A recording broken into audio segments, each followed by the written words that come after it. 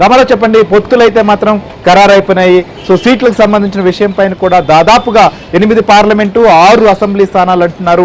ఇక అధికారికంగా చూడాలి ఆ సంఖ్య సంబంధించిన విషయం పైన. సో ఆంధ్రప్రదేశ్లో పొత్తుల ప్రభావం సంబంధించి కూడా ఎలా ఉండబోతోంది అనుకోవచ్చు. ఇక పొత్తుల సంబంధించిన విషయంపై ఇప్పటి వరకు కూడా జనసేన టీడీపీ ప్రజాక్షేత్రంలోకి వెళ్తూ వచ్చింది. ఇక కలిసి వెళ్ళబోయేటువంటి పరిస్థితులు కూడా రాబోతున్నాయి భారతీయ జనతా పార్టీతో కలిపి. కాబట్టి ఎలా ఉండబోతోంది? శ్రీహరి, పొత్తులపై ప్రభావం మాత్రం ఆంధ్రప్రదేశ్లో విస్తృతంగా చర్చ జరుగుతుంది. జనసేన, టీడీపీ, బీజేపీ 2014 కాంబినేషను 10 సంవత్సరాల తర్వాత 2024లో వస్తుండటంతో అప్పుడే వైసీపీలో ఆందోళన ప్రారంభమైంది. పొత్తులపై రాష్ట్రవ్యాప్త ప్రభావం ఎలా ఉన్నా ఆ ప్రభావం మాత్రం తాడేపల్లి ప్యాలెస్పై స్పష్టంగా కనిపిస్తుంది.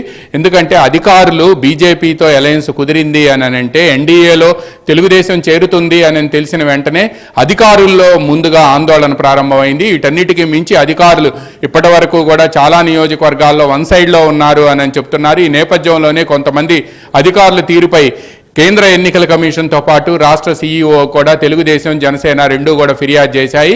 ఈ నేపథ్యంలోనే ముందు అధికారులు చక్కగా బ్యాలెన్స్గా ఉంటారు అని చెప్పి ఒక భావన ప్రారంభమైంది. ఇదే ఇప్పుడు తాడేపల్లి ప్యాలెస్కి ఇబ్బందికరంగా మారింది అని కూడా చెప్తున్నారు.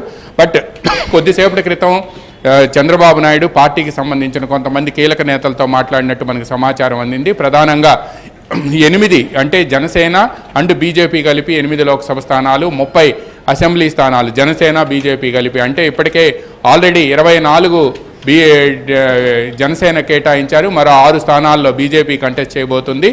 ఇప్పటికే 3 లోక్సభ స్థానాలను జనసేన కేటాయించారు. మరో 5 స్థానాల్లో బీజేపీ పోటీ చేయబోతుంది.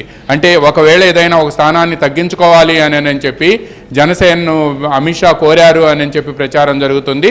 దానికి సంబంధించి ప్రకటనలో క్లారిటీ వచ్చే అవకాశం ఉంది. స్థూలంగా అయితే మాత్రం ఇదేను అని చెప్పి చంద్రబాబు నాయుడు పార్టీ నేతలకు చెప్పినట్టుగా కూడా మనకు సమాచారం అందుతుంది. ఢిల్లీ నుంచి కృష్ణ చెప్పినట్టు ప్రకటన వెలువడిన వెంటనే చంద్రబాబు నాయుడు అండ్ పవన్ కళ్యాణ్ ఇద్దరు కూడా విజయవాడకు కానీ లేదా ఇప్పటివరకు అయితే అందిన సమాచారం ప్రకారం మాత్రం అయితే వాళ్ళిద్దరూ కూడా హైదరాబాద్ రాబోతున్నారని చెప్తున్నారు. ఎందుకు అంటే మామూలుగా అయితే ఈరోజు సాయంత్రం కానీ రేపు ఉదయం కానీ అభ్యర్థుల జాబితా వెల్లడించాలి అని చెప్పి గట్టి పట్టుదలతో ఉన్నారు. ఇప్పటికే అనేక నియోజకవర్గాలకు సంబంధించిన నేతలు ఎక్కడైతే జనసేనకి సీట్లు కేటాయించారో ఆ నియోజకవర్గాల్లో తెలుగుదేశం పార్టీ నేతలు అసంతృప్తిగా ఉన్నారని తెలియటంతో వాళ్ళందరితో కూడా నిన్న చంద్రబాబు నాయుడు మాట్లాడారు. బట్ వీటన్నిటికీ సంబంధించి ఈరోజు మధ్యాహ్నం నుంచి రేపు మధ్యాహ్నం వరకు కూడా అమావాస్య ఉండటంతో సీట్లకు అభ్యర్థుల ప్రకటన ఎల్లుండికి వాయిదా పడింది అని చెప్పి సమాచారం అందుతుంది. బట్ శ్రీహరి, పొత్తుల ప్రభావం మాత్రం ఆంధ్రప్రదేశ్లో తీవ్రంగా ఉంది.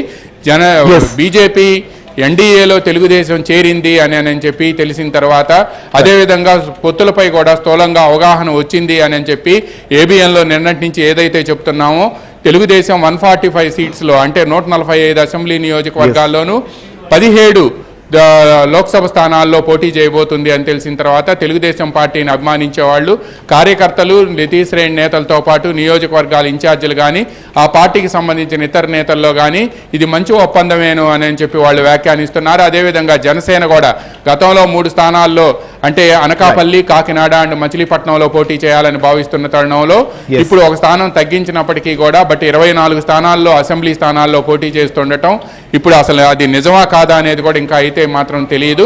బట్ ఈ 3 లోక్సభ స్థానాలు జనసేన పోటీ చేయటం, అదేవిధంగా బీజేపీకి సంబంధించి మనం నిన్నటి నుంచి చెప్తున్నట్టుగా కూడా 6 అండ్ 5 స్థానాలు ఈ 2 కూడా ఖరారైన ఏం చెబుతుండటంతో 3 పార్టీల్లో కూడా సంతోషం మాత్రం వ్యక్తం అవుతుంది. కలవబోతున్న వారిలో మాత్రం ఖచ్చితంగా ఈ పొత్తు సంబంధించి వారు ఆహ్వానిస్తున్నారు.